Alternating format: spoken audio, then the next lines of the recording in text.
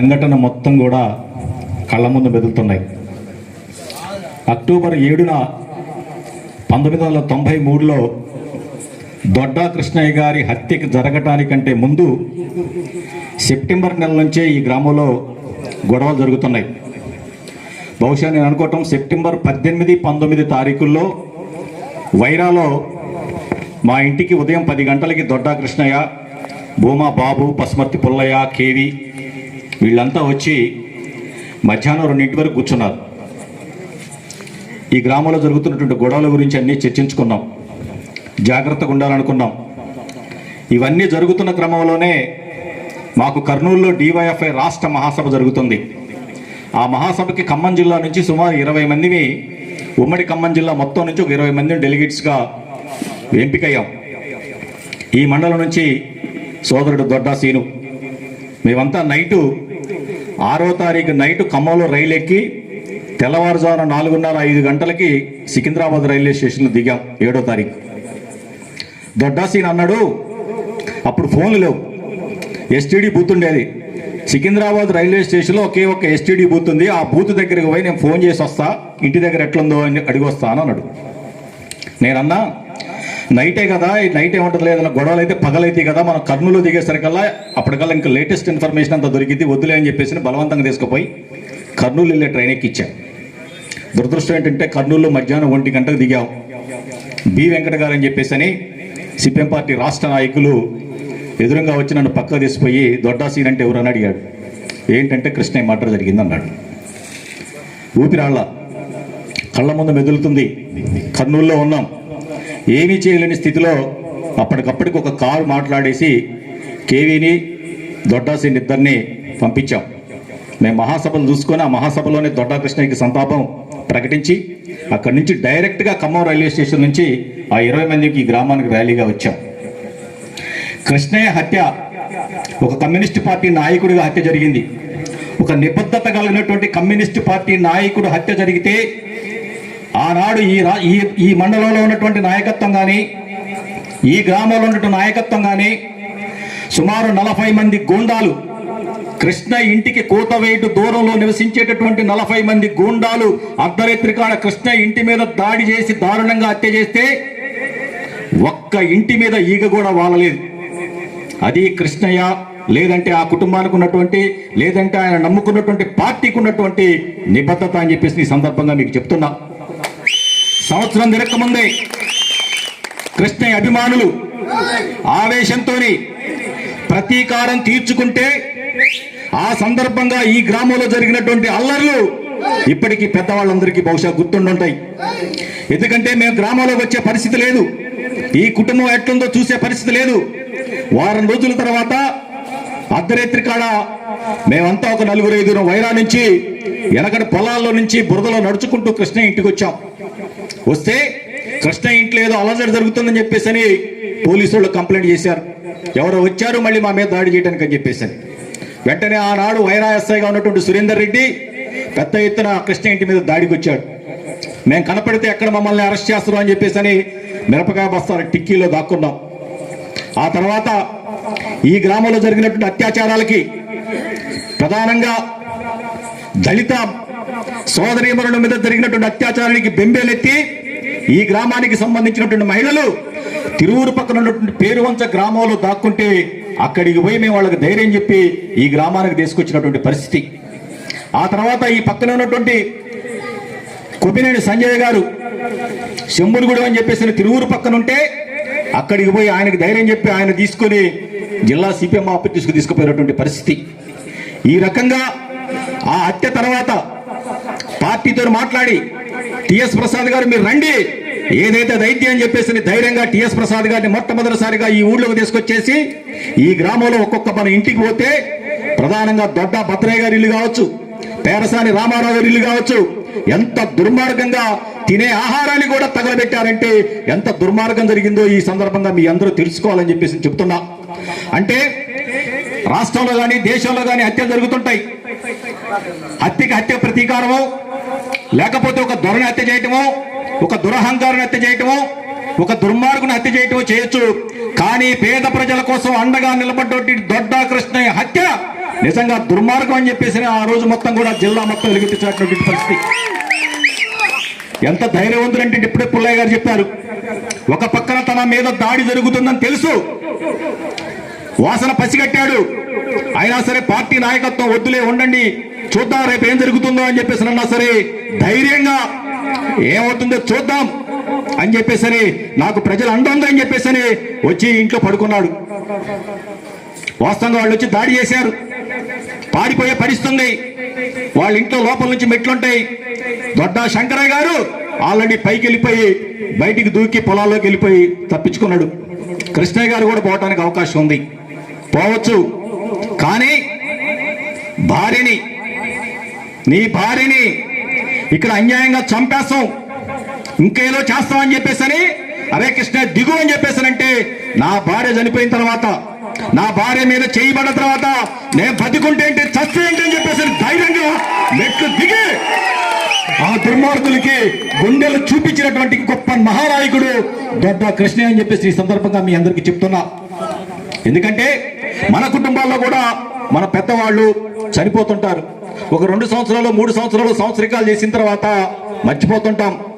కానీ ఒక నాయకుడు 31 సంవత్సరాల తర్వాత ఒక గ్రామంలో ఇంతమంది కూర్చొని ఆ నాయకుడిని స్మరించుకుంటున్నారంటే మన గుండెల్లో ఎంత చెరగని ముద్రేసిండో అని చెప్పేసి ఈ సందర్భంగా మీ అందరికీ తెలియజేసుకుంటున్నా. ప్రధానంగా ఆనాడు 25 సంవత్సరాలు కూడా నిండినటువంటి యువకుడు దొడ్డా సీను. మేం కానీ పార్టీ కానీ ఆ రోజు చాలా ఆలోచించాం, భయపడ్డాం, ఉడుకు రక్తం ఏమవుతుందో, సీన్ ఏం చేస్తుందో ఈ గ్రామాన్ని అని చెప్పేసి మేమంతా భయపడ్డాం. కానీ ఎంతో విచక్షణతోని సీను మళ్ళీ గొడవల జోలికి పోవద్దు, మనం ఒక రాజకీయాన్ని ఒక సిద్ధాంతం నమ్ముకున్నాం, మనం చేసుకున్నటువంటి రాజకీయం కావచ్చు, మనం నమ్ముకున్నటువంటి సిద్ధాంతం కావచ్చు, పేద ప్రజలకు అండగా ఉండాలి తప్ప ఈ హత్యా రాజకీయాలతో పేద ప్రజల జీవితాలు బాగుపడవని చెప్పేసి వాటన్నిటికీ స్వస్తి పలికి ఈ గ్రామంలో ఒక ప్రశాంతమైనటువంటి వాతావరణాన్ని కల్పించి అంచెలంచెలంగా రాజకీయంగా ఎదుగుతూ ఈ గ్రామం అభివృద్ధిని ముందుకు తీసుకుపోతున్నటువంటి గొప్ప నాయకుడిగా, కృష్ణయ్య వారసత్వాన్ని ముందుకు తీసుకుపోతున్నటువంటి యువ నాయకుడిగా ఇవాళ దొడ్డా సీన్ గారు మీ అందరికీ అండగా నిలబడటం నిజంగా చాలా అభినందనీయం. ఈ సందర్భంగా చెప్తున్నా. ఇప్పుడే వీరమోహన్ రెడ్డి గారు చెప్పారు, వెంకట వీరయ్య గారి నాయకత్వంలో బీఆర్ఎస్ పార్టీలో మేమంతా చేరాం, పనిచేస్తున్నాం అని చెప్పేసి. వెంకట వీరయ్య గారు మేమంతా డివైఎఫ్లో కలిసి పనిచేశాం. 3 సార్లు సత్తుపల్లి నియోజకవర్గం నుంచి హ్యాట్రిక్ విజయం సాధించినటువంటి ఒక ప్రజానాయకుడిగా వెంకటేరయ్య గారు ఉన్నారు. మొన్న ఎన్నికల్లో ఓడిపోయారు. ఈ సందర్భంగా మీకు విషయం చెప్తున్నా. అంటే ఒక్కొక్కసారి మనం ఒక్కొక్క మాట అంటుంటాం, పెద్దవాళ్ళు ఏం జరిగినా మన మంచికే అని చెప్పేసి అంటుంటాం. ఈ సందర్భంగా మీకు ఒక చిన్న విషయం చెప్తా. ఒకరోజు ఒక రాజుగారు వాళ్ళ మంత్రి గారిని పిలిచి, అరే మన ఇద్దరం మారువేషాలు వేసుకొని ప్రజల్లోకి పోదాము, ఏం జరుగుతుందో చూద్దాం అని చెప్పేసి బయలుదేరారంటే ఇద్దరు మారువేషం వేసుకొని బయలుదేరి పోతున్నారు. మధ్యలో ఒక అడవి వచ్చింది. అడవిలోంచి పోతుంటే రాజుగారు చెయ్యి అటు ఇటు కదిలిచ్చినప్పుడు ఆ చిటికలేదో పోయి ఎక్కడో తగిలింది, ఏలు తెగి కింద పడ్డది, రక్తం జిమ్మును గారుతుంది. మంత్రి గారు మన దొడ్డా సీన్ లాగానే స్థితప్రజ్ఞుడు, ఏం జరిగినా పెద్ద పట్టించుకోడు, మన మంచికి అనుకునేటట్టు మంత్రి గారు ఏమన్నాడంటే నవ్వుకుంటూ, రాజుగారు పర్లేదులేండి, ఏం జరిగినా మన మంచికి అన్నాడట. రాజుగారికి పట్టరాని కోపం వచ్చింది. వీడు మంత్రి, నేను రాజుని, నా ఏలు దిగింది, నెప్పిలేస్తుంది, రక్తం పోతుంది, వీడు ఏం జరిగినా మన మంచికి అంటాడు అని చెప్పేసి పట్టరాని కోపం వచ్చేసి ఈ మంత్రిని తీసుకుపోయి బండి ఆపి ఒక పాడుపడ్డ బాయిలో వేసిండట. వేసేసి వెళ్ళికి పోతా మళ్ళీ ఎక్కి దిగి చూసినట్టు ఈడేమన్నా మళ్ళీ సారీ చెప్తుడేమో, ఈ మంత్రిని కూడా బైక్ తీద్దామని చెప్పేసి మళ్ళీ తొంగి చూసిండట. చూస్తే మళ్ళీ మంత్రి గారు లోపల నుంచి నవ్వుకుంటూ ఏం జరిగినా మన మంచికే సార్ అన్నట్టు. అనేసరికి మంత్రి గారికి, రాజుగారికి పట్టరాని కోపం వచ్చేసి వీడిని బాగు చేయడం ఎవడం వల్ల కాదు, నీ చావు నువ్వు చావరా అని చెప్పేసి నేను గుర్రం బండి వేసుకొని మారువేషంలో పోతుండే సరికల్లా కొద్ది దూరం పోగానే ఒక 40-50 మంది దొండుగులు వచ్చేసి ఒక్కసారి ముసుగు కప్పేసి రాజుగారిని తీసుకుపోయి కాళ్ళు చేతులు కట్టేశారు, మూతికి స్టిక్కర్ వేశారు. నేను రాజునని చెప్పుకునే పరిస్థితి కూడా లేదు. అడవిలో నడిపించుకొని తీసుకుపోయి ఒక పెద్ద కాళికా మాత దేవాలయం కాడికి తీసుకుపోయి అక్కడ ఒక పెద్ద పూజారి పూజ చేస్తాడు. వాడేంటంటే ఒక నరబలి కోసం వస్తాడు. ఇక రాజుగారు దొరికిండు, పండబెట్టారు. పండబెట్టి మొత్తాన్ని మీద మెడ మీద కత్తి పెట్టి ఒకే దెబ్బకి మెడకాయ తెగాల. కత్తి లేపిండు పూజారి, మెడ నరికే టయానికి ఇట్లా బోర్ల పడుకోబెట్టారు. ఈ చిటికి నీళ్ళ నుంచి రక్తం కారుతుంది రాజుగారికి. రక్తం కారుతుండే సరికల్లా పూజారి అమ్మటే కత్తి కింద పడాలి, ఎవరా వీడిని తీసుకొచ్చింది, వీడు ఆల్రెడీ బలి అయిపోయిందిరా, వీడి బలికి పనికిరాడరా అని చెప్పేసి ఇటు పెట్టారట. అమ్మయ్య బతుకు జీవుడా అని చెప్పేసి రాజుగారు గబగబా గుర్రం బండి ఎక్కేసి, వామ్మ మంత్రి నువ్వు ఏళ్ళు ఎగితే ఏదో అంతా మన మంచికేయాలో ఇది ఇవాళ నేను బతికి బయటపడ్డా అని చెప్పేసి గబగబా పోయి ఆ బాయికాడికి పోయి ఆ మంత్రికి తాడేసి మొత్తాన్ని కూడా పైకి తీసుకొచ్చి బండి ఎక్కించుకొని నీకు తిరిగిపోతున్నారు. పోతుంటే రాజుగారికి అనుమానం వచ్చింది. అనుమానం వచ్చి బండి ఆపి, ఎరా మంత్రి, ఇందాక ఏళ్ళు తగ్గితే అంతా మన మంచిగా అంటే నేను బతికినా ఓకే బాగానే ఉంది, నిన్ను బాయిలేసినా కూడా అంతా మన మంచిగా ఎందుకు అన్నారా అని చెప్పేసి అడిగిండట. అయ్యా నువ్వు నన్ను బాయిలైపోతే నీ పక్క నేను ఉండేటోళ్ళే, వాడు నిన్ను ఇడిచిపెట్టి నన్ను నరికేటోళ్ళు అన్నట. ఇవాళ వెంకటేరయ్య గారు కూడా ఏం జరిగినా మన మంచికే అని చెప్పేసి అనుకోవాలా. 3 సార్లు వెంకటేరయ్య 15 సంవత్సరాల పాటు ఈ నియోజకవర్గంలో కేసీఆర్ గారు సత్తుపల్లి బహిరంగ సభలో చెప్పిండు 108 అన్న ఆలస్యంగా వస్తుందని చెప్పేసి, కానీ వెంకటేరయ్య నాయుడు మీ అందరికీ అందుబాటులో ఉండడు అని చెప్పేసినటువంటి ఒక గొప్ప నాయకుడు వెంకటేరయ్య గారు. అటువంటి నాయకుడిని ఇవాళ మనం వదులుకున్నాం. అంతేనా, తెలంగాణను సాధించి తెలంగాణని భారతదేశ అగ్ర రాష్ట్రంగా నిలిపినటువంటి కేసీఆర్ గారు, అంచెలంచెలుగా రాష్ట్రాన్ని అభివృద్ధి చేసుకుంటూ పోతున్నటువంటి కేసీఆర్ గారిని మాయ మాటలకి నమ్మి మోసపోయి ఇవాళ మళ్ళీ మన దొడ్డా కృష్ణ హత్య జరిగిన రోజు ఏ పార్టీ ఉందో ఇవాళ అదే పార్టీని 31 సంవత్సరాల తర్వాత మళ్ళీ రాష్ట్రంలో అధికారాలు తీసుకొచ్చినటువంటి పరిస్థితి. కానీ ఆనాడు సంఘటనలే గుర్తొస్తున్నాయి మనకి. మనం అందరం చూస్తున్నాం. కేసీఆర్ గారు ఆనాడు రైతు బంధు అని చెప్పేసి ఒక పథకం పెట్టి ఎకరానికి 4,000 రూపాయలతో స్టార్ట్ చేసి మరుసటి సంవత్సరం మళ్ళీ దాన్ని 5,000 రూపాయలు చేసి 2 పంటలకి రైతు బంధు అనే పేరుతోని ప్రతి ఎకరాకి కూడా ప్రతి రైతుకి పెట్టుబడి సాయం కింద 5,000 రూపాయలు ఇస్తాడు. రేవంత్ రెడ్డి గారు 5,000 ఇటువంటి నేను 7,500 ఇస్తానన్నాడు. ప్రజలు నమ్మారు. ఆ తర్వాత ఆనాడు కేసీఆర్ గారు ముఖ్యమంత్రి అయినప్పుడు కేవలం వృద్ధులకి, వితంతులకి, వికలాంగులకి 200 రూపాయలు పెన్షన్ వస్తుంటే ఈ 200 రూపాయల పెన్షన్ తోని వృద్ధుడు ఒక నెల రోజుల పాటు బతకడం కష్టం అని చెప్పేసి మొదటిసారి గెలవంగానే దాన్ని 1,000 రూపాయలు చేశాడు. రెండోసారి గెలవంగానే దాన్ని 2,000 రూపాయలు చేశాడు. మూడోసారి గెలిస్తే నేను దాన్ని 3,000 రూపాయలు చేస్తా అని చెప్పాడు. కానీ రేవంత్ రెడ్డి 4,000 అన్నాడు. 10 నెలలైంది, ఇంతవరకు 2,000 రూపాయలు తప్ప 1 రూపాయి అదనంగా రానటువంటి పరిస్థితి. అంతేకాదు, ఒక పేదవాడింట్లో పెళ్లి చేయాలంటే ఎంత ఇబ్బందో మనందరికీ తెలుసు. గ్రామాల్లో ప్రధానంగా బలహీన వర్గాలు, దళితులు, గిరిజనుల ఇళ్లలో ఒక పెళ్లి చేయాలంటే ఎంత ఇబ్బందో. ఇవాళ ఈ తెలంగాణ రాష్ట్రంలో ప్రతి పేద కుటుంబానికి, ప్రతి పేద ఆడబిడ్డకి నేను మేనమావగా ఉంటాను, ఈ బిడ్డ పెళ్లి నేను చేస్తా అని చెప్పేసి 1,116 రూపాయలు ప్రతి పేద బిడ్డకి కూడా కళ్యాణ లక్ష్మిని ఒక పథకం తీసుకొచ్చేసి కేసీఆర్ ఇస్తుంటే 1,16,000 ఏంటి, నేను తులం బంగారం ఇస్తా అని చెప్పేసి మోసపు మాటలు చెప్పి అధికారంలోకి వచ్చినటువంటి రేవంత్ రెడ్డి ఇవాళ కనీసం 1,00,000 రూపాయలు కూడా ఇచ్చేటటువంటి దిక్కు దిమానం లేకుండా పోయింది. నేను 2 లక్షల రైతు రుణమాఫీ చేస్తా అని చెప్పినటువంటి రేవంత్ రెడ్డి ఇవాళ గ్రామాల్లో కనీసం 50% దాటలేటువంటి పరిస్థితి, ఇవాళ రైతు రుణమాఫీ జరిగినటువంటి పరిస్థితి ఇవాళ మనందరం చూస్తున్నాం. ఈ రకంగా తెలంగాణని ఒక్కొక్క ఇంచా ఇటుగా పేర్చుకుంటూ ముందుకు తీసుకుపోతున్నటువంటి కేసీఆర్ గారు. అంతేకాదు, ప్రధానంగా కళ్యాణ లక్ష్మి అనే పథకం నిజంగా ఎంత ముందు చూపుతో జరిగిందంటే, వైరా మాజీ శాసనసభ్యురాలు బాండోతి చంద్రావతి గారు ఒక సందర్భంలో నాకు చెప్పారు, ఈ పథకం అనేది ప్రధానంగా లంబాడి ఆడబిడ్డల దృష్టిలో పెట్టుకుని కేసీఆర్ గారు చేశాడు జీవన్ గారు అని చెప్పారు. ఏంటమ్మా అంటే, ఈ లంబాడి తండల్లో ఆడపిల్లగాళ్ళకి 10 ఏళ్ళు, 12 ఏళ్ళు, 8 ఏళ్ళకి పెళ్లిళ్ళు చేస్తున్నారు.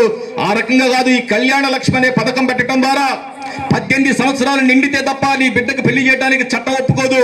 ఆ తర్వాత పెళ్లి చేసినటువంటి అమ్మాయికి మాత్రమే 1,00,000 రూపాయలు ఇస్తా అని చెప్పేసి ఎప్పుడైతే కేసీఆర్ పథకం పెట్టిండో అప్పటి వరకు 18 సంవత్సరాల వరకు కూడా ఆడపిల్లలు చదివించుకుంటున్నారు తప్ప పెళ్లి చేయకుండా ఉంటున్నారు. ఆ రకంగా మా బిడ్డలు చదువుకుంటున్నారని నేను చెప్పినటువంటి పరిస్థితి చూస్తున్నాం.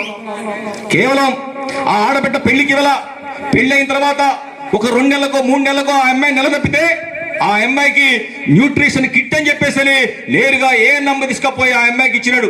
అంటే ఆనాడు కేసీఆర్ కేవలం ఈ తెలంగాణ గడ్డ మీద ఉన్నటువంటి బిడ్డ గురించి కాదు, ఈ తెలంగాణ గడ్డ మీద పుట్టబోయే బిడ్డ ఆరోగ్యం గురించి కూడా ఆలోచించి ఆ బిడ్డ ఆరోగ్యం గురించి ఆలోచించినటువంటి నాయకుడు కేసీఆర్ గారు.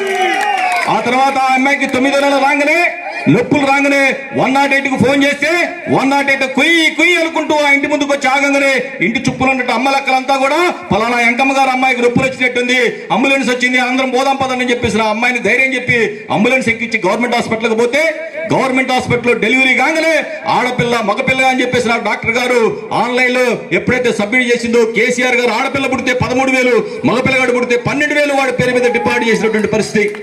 కేసీఆర్ కిట్ అని చెప్పేసి పుట్టినటువంటి బిడ్డకి ఇవ్వడం ద్వారా ఆ కిట్లో ఏముందని చెప్పేసి ఎంక్వైరీ చేస్తే వాడికి స్నానం చేయడానికి ఒక సబ్బు, వాడి ఒళ్ళు తోడటానికి ఒక టవలు, వాడికి తలక నూనె రాయడానికి ఒక నూనె డబ్బా, ఈ రకంగా వాడి కిట్టు, వాడికి దోమలు కొట్టుకుంటడం కోసం దోమల తెర, ఈ రకంగా కేసీఆర్ కిట్ అని చెప్పేసి కూడా వాడి చేతిలో పెట్టి తల్లి బిడ్డను ఇంటికి క్షేమంగా 108 అంబులెన్స్ లో మళ్ళీ ఇంటికి పంపించినటువంటి నాయకుడు కేసీఆర్ గారు. అంతేకాదు, ఇవాళ మన తల్లిదండ్రులు ఎవరైనా వృద్ధాప్యంలోకి వచ్చి కళ్ళు కనపడకుండా అరే నాకు కళ్ళు కనపట్టలేదు, కొంచెం ఖమ్మం గవర్నమెంట్ హాస్పిటల్కో లేకపోతే ప్రైవేట్ హాస్పిటల్ కంటి డాక్టర్ దగ్గర తీసుకుపోండిరా, కొంచెం కళ్ళజోడు కొనుక్కొచ్చుకుంటా అంటే రేపు పోదలే మా పోదాలే అని చెప్పేసి వాయిదా వేస్తంటే కేసీఆర్ మన గ్రామానికే కంటి డాక్టర్ని పంపించి ఈ గ్రామంలో ఉన్న వృద్ధులందరికీ కూడా కంటి పరీక్షలు చేసి ఎవరికి అవసరమైన కంటి కళ్ళజోడులు ఇచ్చినటువంటి నాయకుడు కేసీఆర్ గారు. ఈ రకంగా ఇటుక పేర్చుకుంటూ తీసుకుపోతున్నట్టు ఈ రాష్ట్రాన్ని ఇవాళ ఏం జరుగుతుందో మీ అందరూ చూస్తున్నారు. పొద్దున్న లేస్తే పత్రికలు చూస్తుంటే ఏం జరుగుతుంది? హైడ్రా అనే పేరుతోని ఇవాళ కూల్చివేతలో పేదవాళ్ళ ఇల్లు కూల్చున్నటువంటి పరిస్థితి మనం అందరం చూస్తున్నాం.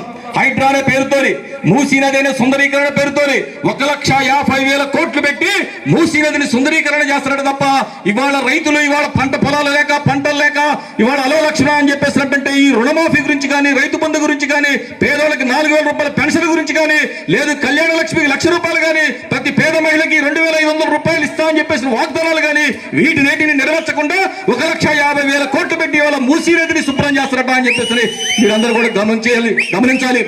ఈ రకంగా ఒక దుర్మార్గమైనటువంటి పాలన మళ్ళీ కాంగ్రెస్ రూపంలో మనకు వచ్చింది. మనకేం కాంగ్రెస్ అంటే తెలవని కాదు, కాంగ్రెస్ పార్టీని కాంగ్రెస్ ప్రభుత్వాన్ని చూడనటువంటి పరిస్థితి మనకేం లేదు.